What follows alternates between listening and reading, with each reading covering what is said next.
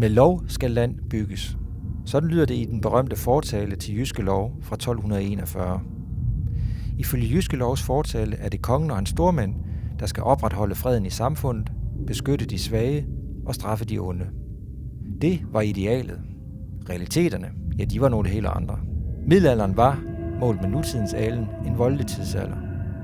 I moderne samfund er det staten, der sørger for lov og ret. Men i middelalderen var der endnu ikke opstået en stat, der var stærk nok til at håndhæve loven effektivt. Et markant udtryk for det finder vi i senmiddelalderens adelsfejder. Adelsfejderne var en slags minikrige imellem adelige slægter og grupperinger. Parterne kæmpede som regel om økonomiske ressourcer, f.eks. godser og rettigheder, men der kunne også ligge politiske modsætningsforhold bag adelsfejderne. Fejderne blev som regel ført på den måde, at parterne gik til angreb på hinandens bønder, brændte deres gårde ned, udplyndrede dem, brændte deres møller ned og den slags. Der er en række fællestræk, der definerer senmiddelalderens fejder. Fejder er fjendskab, og fejdens parter er bevidste om, at fjendskabet udelukker et hvert fredeligt samvirke. Fejder er en form for selvtægt, der opfattes som socialt acceptabel og legitim. Fejder er som regel voldelige og væbnede konflikter, der handler om at skade, men ikke nødvendigvis dræbe modparten. Fejder er som regel gensidige konflikter, hvor der gøres gengæld på skift. Fejder er konflikter mellem grupper snarere end individer. Gruppen kan være en stamme, familie, slægt, landsby osv.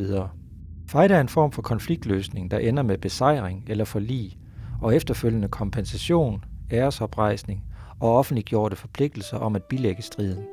Nogle af de adelsfejder, vi ved allermest om, fandt sted i det østlige Jylland i årtierne efter 1450. De blev udkæmpet mellem medlemmer af adelsslægten Rosenkrantz og deres fjender. Dels mod biskoppen af Aarhus, Jens Iversen Lange, og dels mod herremanden Lage Brock af Gammel Estrup. Slægten Rosenkrantz ejede store godser på Djursland og besad kongelige slotte over hele Jylland med dertilhørende len. Blandt andet Kalø, som vi står ved her. Rosenkrantzerne forholdt sig meget loyalt til kongemagten og var derfor blandt Christian I's favoritter. Og de brugte deres magt til at undertrykke lokale rivaler. Men her mødte de hurtig modstand, fordi der var andre spillere til stede i Østjylland. En af de spillere var biskoppen af Aarhus. Her i 1450'erne hed han Jens Iversen og var af adelsslægten Lange. Jens Iversens slægt, Lange-slægten, var ikke nær så rig og magtfuld som Rosenkrantzerne. Men gennem sin besiddelse af embedet som biskop opnåede Jens Iversen stor magt, og han satte så mange varige aftryk på Aarhus Domkirke, som vi er i lige nu.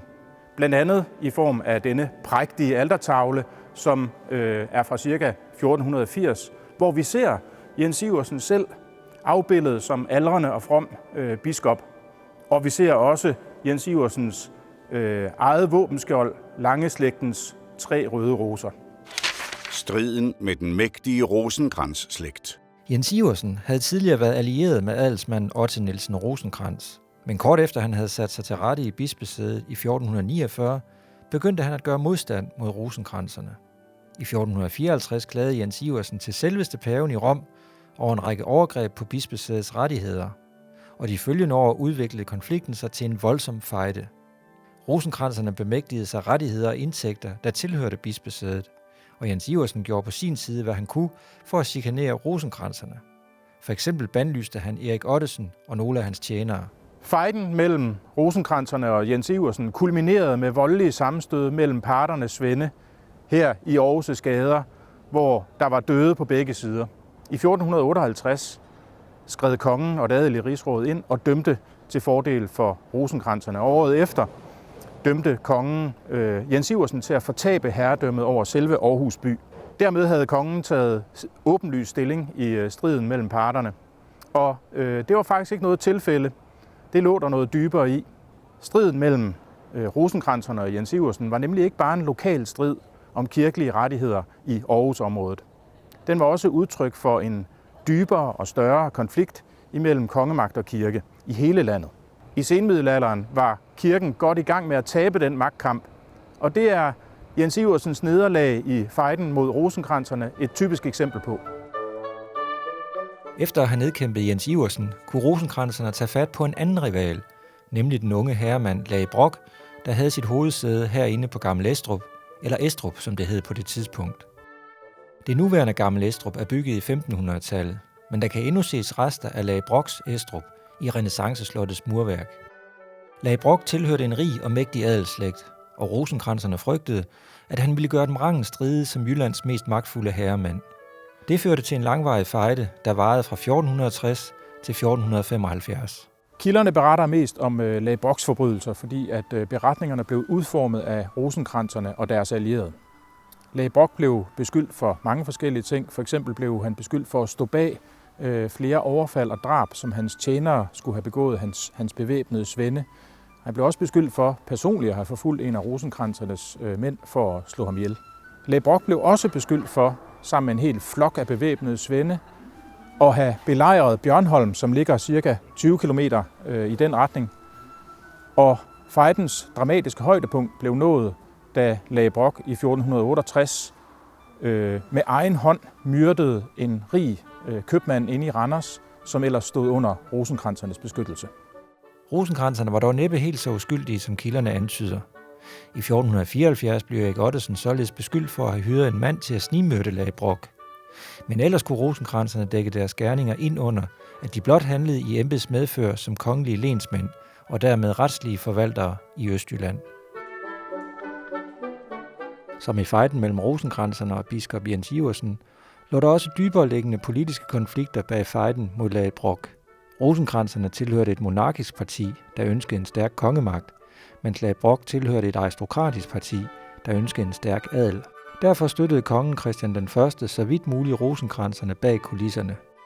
Men i 1466 skete der et omslag i kongens politik i retning af at svække rosenkranserne og skabe balance i de jyske magtkampe. Christian den 1. tog således Kalø Slot fra Otte Nielsen og overlod det til rosenkransernes gamle fjende, biskop Jens Iversen, som også fik herredømmet over Aarhus tilbage. Kongen havde store problemer med at holde sammen på Kalmarunionen og ønskede fred på de indre linjer. Og det var en del af grunden til, at Erik Ottesen og Lage Brock sluttede fred i deres private fejde i 1475.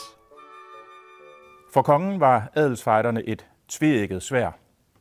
Det kunne på den ene side være en fordel for kongen, når tilhængere af den kongelige politik førte fejder imod kongemagtens modstandere. På den anden side, når kongemagten var trængt, så virkede adelsfejderne direkte modsat, fordi at de svækkede kongemagten og styrkede dens fjender. Med hensyn til Jens Iversen endte hans fejder jo ikke med en styrkelse af den lokale kongemagt i Østjylland, men snarere med en styrkelse af Aarhus bispesæde. Og fejden mellem Brock og Rosenkrantz førte jo ikke til en sejr til kongemagtens tilhængere, rosenkranserne, men snarere til en uafgjort, eller måske endda et lille nederlag til rosenkranserne, alt efter hvordan man ser på sagen. Kongemagten måtte derfor drømme om en dag at blive i stand til at samle al voldsmagt i kongens hånd. Men det skete først med etableringen af den tidlige moderne stat i 1500-tallet.